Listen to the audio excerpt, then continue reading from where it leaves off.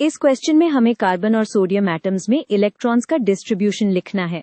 मतलब neutral atom में electrons को शेल्स में कैसे अरेंज करते हैं और चाहे तो सबशेल कॉन्फ़िगरेशन भी। स्टार्ट करने से पहले एक की आइडिया पकड़ लेते हैं। न्यूट्रल एटम में टोटल इलेक्ट्रॉन्स उसका एटॉमिक नंबर के बराबर होता है। ये हमें तुरंत बताता है कि कितनी इलेक्ट्रॉन्स डिस्ट्रीब्यूट करने हैं। ये रिलेशन हमें टोटल इलेक्ट्रॉन्स दे देता है। कार्बन से शुरू करते हैं। कार्बन का एटॉमिक नंबर 6 होता है, तो कार्बन एटम में 6 इलेक्ट्रॉन्स होंगे जिनको हमें फिल करना है। कार्बन में टोटल 6 इलेक्ट्रॉन्स डिस्ट्रीब्यूट करने हैं। अब शेल्स में फिल करते हैं।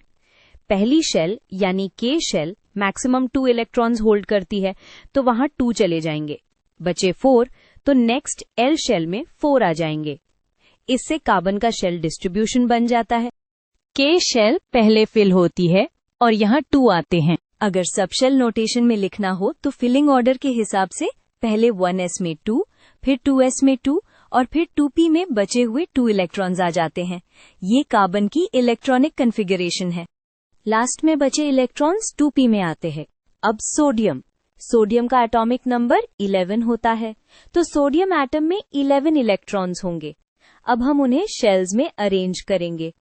सोडियम में टोटल 11 इलेक्ट्रॉन्स फिल करने हैं।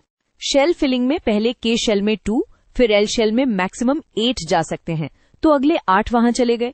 अब टोटल 10 हो गए, तो जो 1 बचता है वो एम शेल में आता है। ये सोडियम का शेल डिस्ट्रीब्यूशन है। आखिरी एक इलेक्ट्रॉन थर्ड शेल में चला जाता है। और सब शेल कॉन्फ़िगरेशन में देखें तो 1s में 2, 2s में 2, 2p में 6 मिलके 10 हो जाते हैं और लास्ट इलेक्ट्रॉन 3s में आता है। बस सोडियम की electronic configuration complete. Last electron 3s में होता है।